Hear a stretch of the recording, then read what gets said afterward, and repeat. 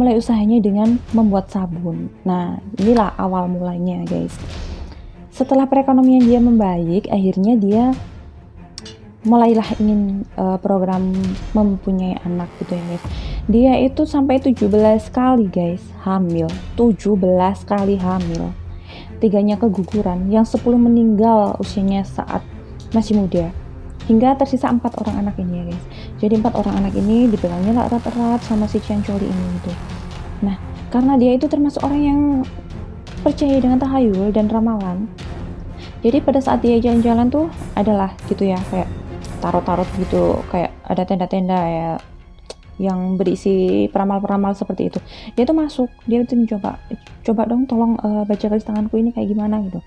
Nah, si peramal ini bilang, anak kamu akan mati di usia muda, seperti itu. Terus dia itu iya ya, anakku udah mati itu, yang 10 kemarin udah mati, usianya sangat muda sekali gitu. Jadi dia itu sehingga kayak terforsir dan akhirnya sangat percaya dengan ramalan seperti itu ya, guys.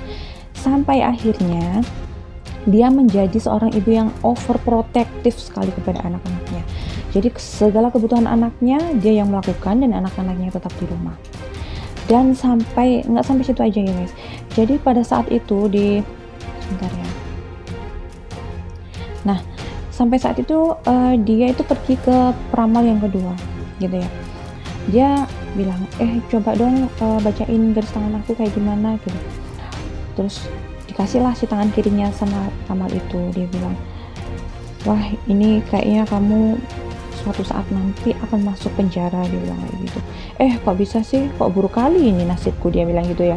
Nah, setelah itu coba deh kalau tangan kanan ya, dia serahkanlah tangan kanannya sama si peramal itu.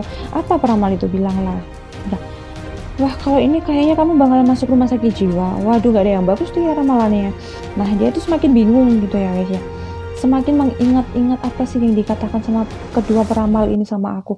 Dia ingat terus sampai akhirnya dia menjadi seorang ibu yang overprotective tadi gitu.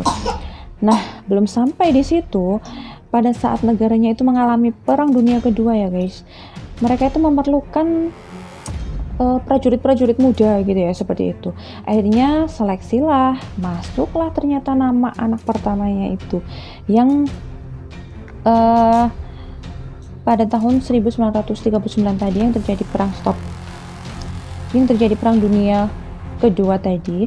Akhirnya anaknya masuklah itu jadi salah satu prajurit angkatan darat program militer itulah, guys. Akhirnya jadi anaknya ini yang bernama Giuseppe Passardi, namanya susah, namanya itu Giuseppe Passardi, guys, anak pertamanya.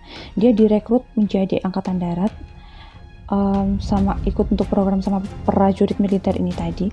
Emaknya itu was-was, aduh gimana nih kalau anak ikut perang, nanti istilahnya ya korban nyawa lah, guys, kalau ibaratnya kena tembak atau apa gitu kan.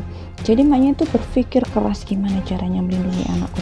Jadi cara dia melindungi anaknya adalah dia harus mengorbankan nyawa.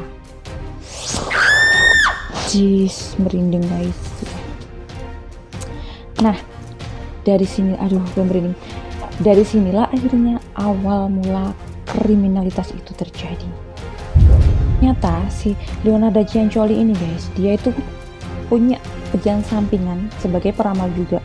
Nah, dia percaya dengan ramalan itu, akhirnya dia mendalami dan akhirnya dia juga mempraktekkan untuk meramal tapi ke rumahnya gitu ya, guys.